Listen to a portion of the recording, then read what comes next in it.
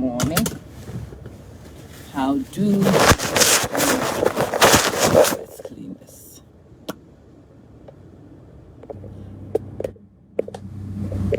And let's improve something. Okay. Morning on a Thursday. Good morning. Or is it Wednesday? No, today is the 21st, Thursday. Yes, the days blur in for me, okay? One day before the next becomes a long list of days. But anyway, today, as I promised last night, we are going to talk about the I will not go home without it mindset. It is a hunter's mindset. It is a hunter's mindset that serves progressive people very well. So when you are a hunter, you go on the hunt for food to feed you and yours. And when you are out for a hunt, you are here to get food. See, those who understand that this food is critical and must be brought home, they bring it home. The hunters who are the sole providers for their families. Hi, Cynthia. The hunters who are hungry before they go on a hunt. The ones who know the importance of the kill. They will kill anyway. And at the start of the hunt, if they don't catch anything, they continue. In the middle of the night, if they don't catch anything, they continue. If they try jumping and it doesn't catch, they hop. If that doesn't catch, they jump. If that doesn't catch, they crawl. Because they know that they must not go home without a kill. Why? Apam, you and I need to talk. Hi, bro. They know that they cannot go home without a kill. Because if they go home without a kill, people will die. People die. Those who have that mindset always come home with a kill. A lot of people ask me, see, I'm a person with a lot of dependents. I have a lot of things that ride on what I do and its outcomes.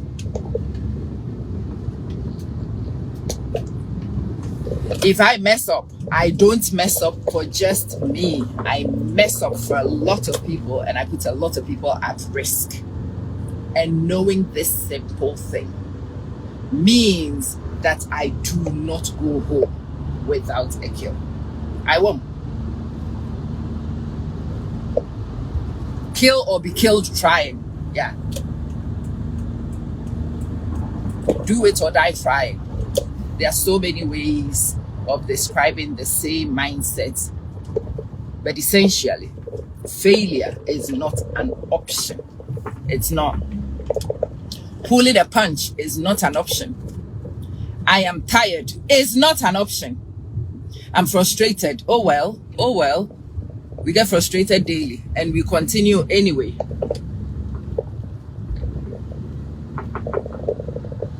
Why do people have this mindset? Because they are clear of the reasons why they cannot fail. You cannot go home without a kill.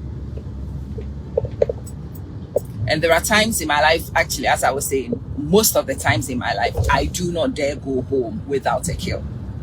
And in those episodes, I always bring a kill. I bring a kill. I would achieve something and people would ask me, how the hell? Well, you now know the secret. I do not dare go home without the kill. If it happens that I kill early, we will try to get a little bit more so that tomorrow's kill is less urgent. But if I don't kill early, we hunt. We hunt. If it is raining, we hunt. We hunt, baby. If the sun shines, we hunt. At the 11th hour, we hunt. We hunt until day breaks, and even when day breaks, we try to hunt anyway, because we dare not go home without a kill. You see, for success, this is the secret recipe. And this is the reason why, if you pay attention to a lot of people's success stories, you will find that they get to episodes where they don't dare go home. So for Lisa Nichols, the story is a time where she had a toddler, could not buy milk for the toddler, could not buy nappies for the toddler. Her son, I think it was a son, her child was bottomless and hungry. And Mama realized that she had messed up. Mama had messed up big time. Mama knew that she had to turn things around because that baby needed to be fed. There are so many people whose stories. There's a true story that was used to make a film. Will Smith was the star. If you know the title of the film, remind me. He was a guy who was trying to get into a prestigious job, and he was not successful after a lot of tries, and so he had become homeless with his son. Yeah. Usually, when you and your child are homeless, the urgency of the kill doesn't get any more urgent than that. The criticality of the kill will not get more critical than when you and your kid are homeless. And yeah, those are the times that people turn life around, because those are the times where you are absolutely clear that you cannot go home without a kill. You will not go home without it. I am only going home with this. It is something a lot of international students also would resonate with. You leave your country, you sell, or your family sells everything they sell. They send you abroad. So when my dad was sent to England, he was a 15-year-old, 15. My dad was sent to England with a very simple mandate: go and get the highest education you can get, or don't come home. He could not go home without it. When his parents passed away, he did not go home. He missed his parents and their funerals because his mandate was don't come home without it. He had to come home with a doctorate degree. It didn't matter that he wore drink water shoes. He had to bring it home. It did not matter which schools he had to transfer and how much money needed to be spent. He had to bring it home. His mandate was very simple: don't come home without it. My dad got his doctorate at 27. For a boy with no guidance, sent at 15 with no parents, not from an affluent background which will allow him seamless integration. No, he came from a farming family. They were farmers. He came from the hinterlands, my dad. To go from the hinterlands to London, to the blinding lights of Soho, and all these places have been known to turn the minds of many, many young prospective students. The ones who were told, the ones who knew, the ones who were clear that they could not go home without it, they brought it home. Shortly after he went, he called a lot of his cousins and a lot of the people from his village. Yeah. One particular one became a medical doctor. Unlike my dad, he did not have family backing. He was here to come and hustle out a scholarship. He did not even have a scholarship, but he came a surgeon. He also knew that he could not return from abroad without bringing the doctor title. He became a surgeon. He became one of the top surgeons afterwards. Don't go home without it, or you cannot go home without it, is the actual secret ingredient to making sure, Laurie, that it is done. So a lot of you have started businesses, but you haven't realized that you cannot go home without your businesses succeeding. So your business, when it hits a snag, you are going to pull a punch. Q. Why will you pull a punch? Because you feel like you've got options. Failing is one of your options. Well, If you have options, you will exercise it. That's the thing. If you have options, you will exercise it. That's human nature. Those of us, and even me, I can tell you that in the early days when the kill was the only meal for me and mine, ask anybody who knew me. It's been very interesting this summer talking to a lot of the people who knew me from my youth, and their recount of my pursuit. I had forgotten a lot of those things. A lot of my friends were telling me that I was a whole different human being with a whole different mindset. Yeah, the reason why I was a whole different human being with a whole different mindset was because I had places to get to that nobody else was getting me to. I had to get there. It had to go home with me, or I wasn't going home. And guess what? It was coming with me because I was going home. It was coming with me because I was not staying in the hinterlands. I was not remaining in the wilderness. I was going home, so it better got ready to come with me. And it did. Chichi. You see, as life gets more comfortable, which has happened to me, when you are able to do things to an extent, when you are not as desperate as you used to be, it is more challenging to convince yourself to hold your nerve and to persevere. Yeah, the grit that desperation brings is difficult to sustain without the desperation. So yes,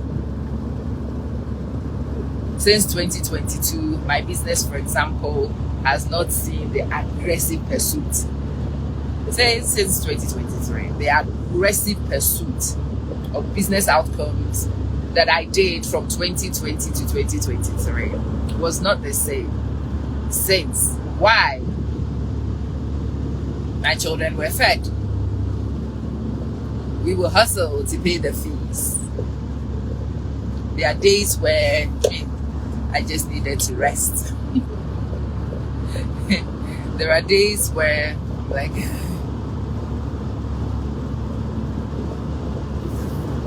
there are times where I wasn't going home without the kill, was not on my mind.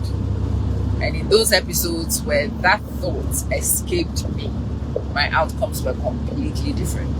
Because I knew that I could go home without the kill. So guess what? I went home many times without the kill. I have gone home many times without the kill. People who know me have seen me pull punches and they're like, whoa, what is that you? You let that one go? Yeah. Because you will let it go when your mind doesn't tell you that you cannot go home without it.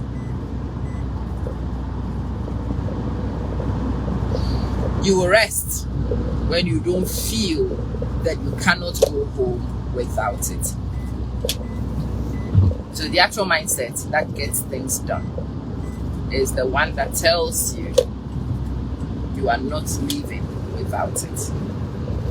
I'm not going without this. I can only go home when the doctor title is in place. That was my dad's mandate. Muna.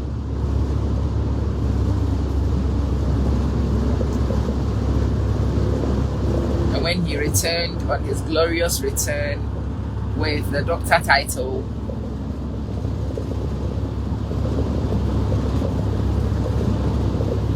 Grace, on his glorious return with the doctor title, well, he could return home because he had accomplished what he was told to do.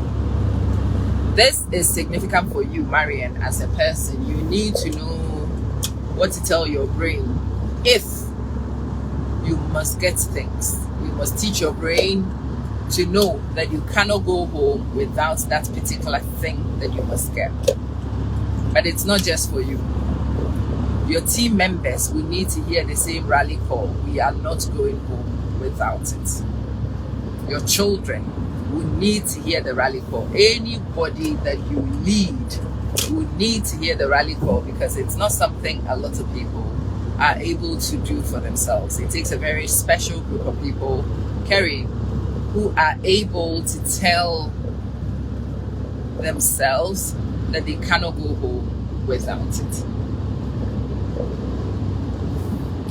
The rest get tired and they need rest, and they want it easy, and so they will up sticks and go home with or without it.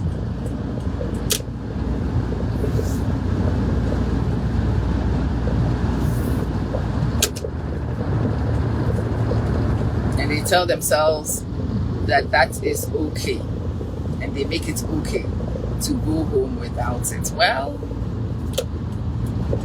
for some of us, going home without it is not an option. You have to train yourself to know that. You have to tell yourself to hear it. You need absolute conviction that you cannot go home without it, so that you can act in that conviction as if you cannot go home without it. Good morning, Sharon. And what drives you to go? Your children's school fees should make it such that you cannot go home without it. Your own success in life should mean that you don't go home without it. Those of us who have elderly parents, I have an elderly mom, and my mom's needs mean that I don't dare go home without a kill. I don't dare go home without a kill. My own ambitions for myself and how I expect to live mean that I don't dare go home without a kill. The hunger pangs that I feel mean that I don't go home without it. See, I've given you many reasons why I do not dare go home without a kill. I will not go home without it. I have a question for you. What are the reasons why you cannot go home without a kill? Rush, do you know? Hamuna, do you know? Do you know why you cannot go home without it? Because if you know that with any certainty, then chances are you will not go home without it, Grace.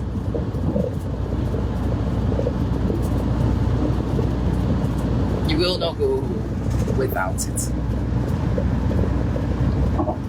And you will do all it takes to get it. You will chase until you catch it. You will be panting, but you will continue to chase because you haven't caught it yet. You know when you are hungry? When you are hungry and you are chasing a meal. Girl, boy, listen. And death stares you in the face. What should you do? When it is survive or otherwise, oh, you will find the energy to chase. You will find the passion to chase. Mona, you will find the passion to chase. You will get a surprising burst of energy, and its effects will shock you when you are desperate enough to do this. Yesterday, I was sat with my husband working through an assignment. And I was tired. I was really tired. But you see, that guy and his desire to get this done, his desperation to get this done, he wanted me to proofread some things. He wanted me to look over some angles. And the way he was focused made it difficult for me not to focus. And when I struggled to focus, he was on my case. Come on, read this for me. You know we're running out of time. Come on, check this out for me. No, come on, engage a little better. Hey, ho. At some point, I was so sleepy, I did not want to type. So you know what we did? I opened WhatsApp and I started leaving him audio notes of the angles and the things that I wanted him to work on. Yeah, the night before we had done something similar. And guess what? Yesterday, as much as it was a full day, we are back in school. And being back in school, it's a very busy period. We have loads of things to get ready. But in his lunch hour, which he would have spent talking to his colleagues in, which he would have spent relaxing in, he went and found himself a little closet to go and work on the things that we had discussed. Asula.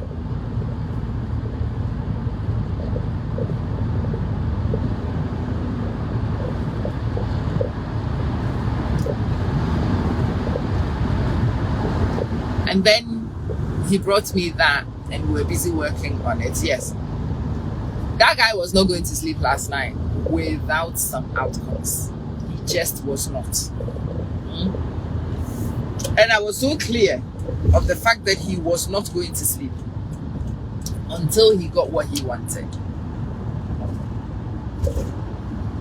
And because I wanted to sleep, and the only way I will get to sleep is if I recorded what he needed and gave him the angles that he could work from today. Guess what? I opened WhatsApp at nearly midnight, or maybe just after midnight, and I was busy recording audio notes with one eye closed. I was explaining things to him. Yeah. You know why I did it? I knew that there was no going home without it. I was not going to get to sleep without it. It had to be done. I had an absolute certainty that it had to be done, and it was going to be done. I knew that for sure. And so guess what? Very quickly, I got convinced to do the needful. Yeah. Olajide, how are you doing? You see, that advocacy from my husband, that made sure that I didn't sleep. Well, that's what a lot of us need when we are petitioning other people. You need the people you are petitioning to know that you will not go home without it. They need to be sure that you won't do it. You won't go home. Whatever they do, you will not go home without it. It reminds me of my youth when I needed something, a document from somebody for my brother. I went in the morning and sat in the person's office. They ignored me and carried on with their day. Didn't bother me. They came back lunchtime. I was sat there cross-legged reading. They told me to leave. I didn't. They left me. When it was obvious that they were going home, I still did not leave. You know what happened? The person packed their stuff and they left. I saw them leave, but his secretary was still in the office. And she says, look, he's going. Go home. I'm like, today, you will have to lock this office and leave me here. Me, Senepa in Masway, I am not leaving this place. You can lock this door and go home. You will open the door to me tomorrow. When he sees me tomorrow, he will understand that I will not go home without this document. He had driven off. And I think part of his journey away from the place, the secretary would have called him and explained to him that she was not going to be able to lock the office and go out. That I was going to remain. She figured out I had brought some books to read, and I was prepared to lie on the floor. I had biscuits and stuff and some water. I came prepared. I was going nowhere. So this guy turns round. Hi, Alex. How you doing? It's good to see you. Yeah, he turns round and he comes to the office. And he looks me in the eye and says, my God, what are you doing? I told you, my brother needs this thing. It wasn't even for me. My brother needs this thing because tomorrow is his deadline. We need to take this thing to a place in order to get my brother something he desperately needed to do. My brother needs it. I told you my brother needs it. And you are the only person who's going to do this for my brother. And he sat down and dictated what he needed to dictate for the secretary to type very quickly. And then he stood and stamped it himself. I read it and made sure that I have got everything I needed on it. And then I thanked him very much. And just before I walked off, he says, your brother is one incredibly lucky man to have a crazy sister like you be willing to do. I mean, I know you and I know you can do things like this. But what surprised him was the fact that this time it wasn't even for me. It wasn't for me personally. It was for my brother. You can't be this mad to chase things down this aggressively, even when it's not for you. That's amazing. Yeah. It wasn't for me, but it was for my brother. It was that important.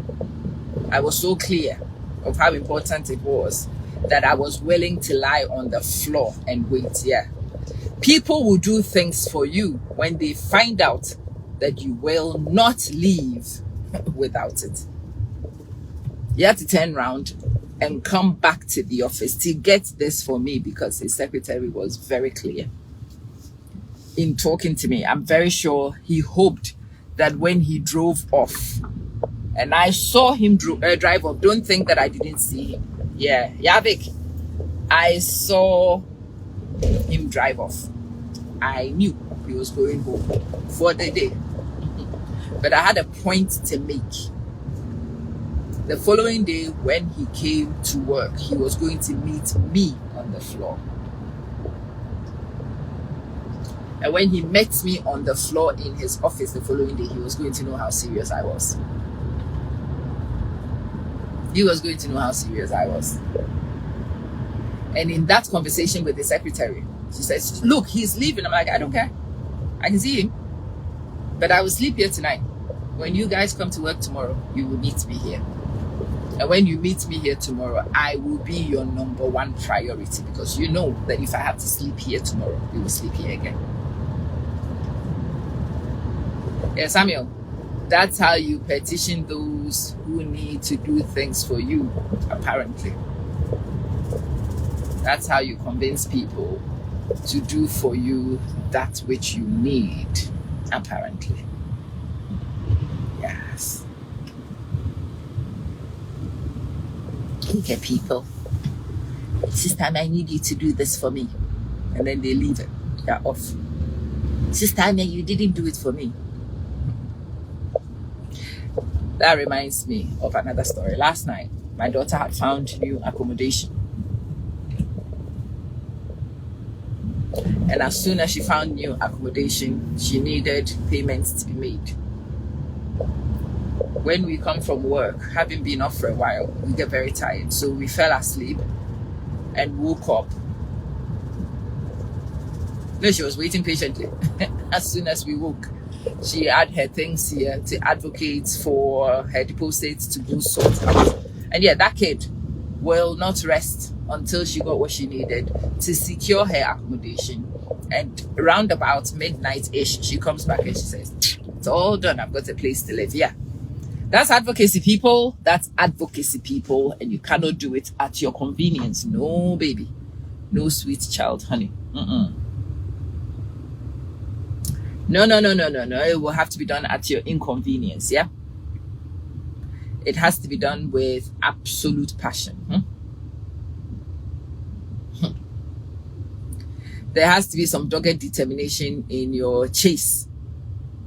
Catch it or don't go home. If you go home, you must go home with a kill.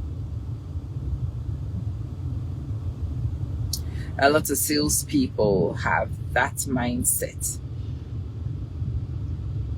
especially the ones that do field sales.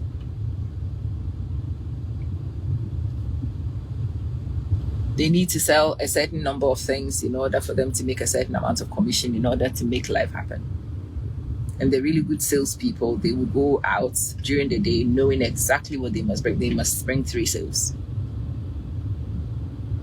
If they get 3 sales in the morning, great. They will try a little bit and see if they can get more. But no matter how late it gets, until the 3rd sale is in place, they are going absolutely nowhere. They will knock on doors. They will be spat at. People will insult them. They will be disrespected, but they will still not pull a punch. They will go home with 3 sales. And they will speak to person after person after person after person in exhaustion to pursue the sale.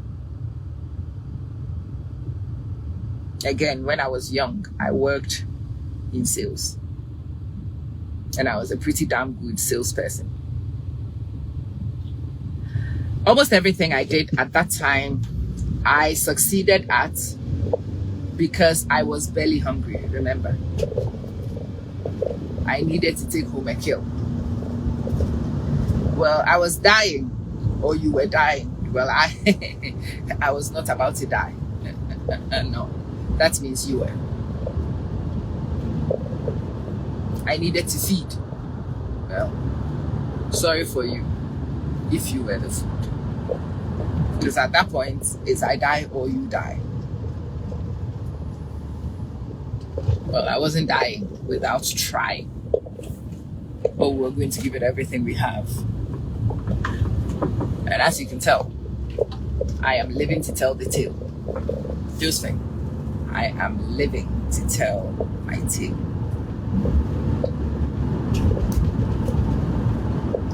Hopefully in this conversation, I've given you many examples that illustrate they do not go home without the kill mindset. I am not going home without it. This thing, it must go home with me, whatever this thing is. Sometimes this thing, how is your business. You must set this business up and it must. Sometimes this thing is business. You must set this business up and it must thrive so that it can feed you and your children. You are not going home without it. Sometimes this thing is a qualification that you must have in order to get to a place. You are not going home without it. Sometime last night, I was talking to another colleague, friend of mine, and we were working through a professional strategy. She tells me what she's doing. I tell her what I'm doing.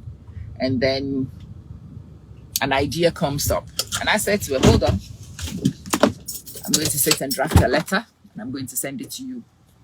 So I drafted a letter.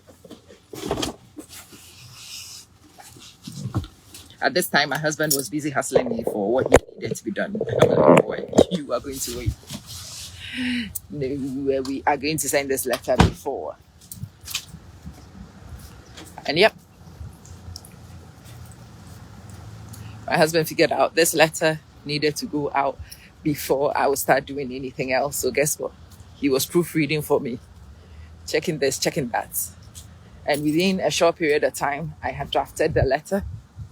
I had sent it to this friend of mine. Figured that it could actually be shared with some other contacts on LinkedIn. So I did. And that's out there. We don't go home without it. So we chase it till we catch it. Did you hear that? If you cannot go home without it, you will chase. And you will catch it. Because you need to catch it before you go home. Yeah, that's the mindset. We'll talk about this some more.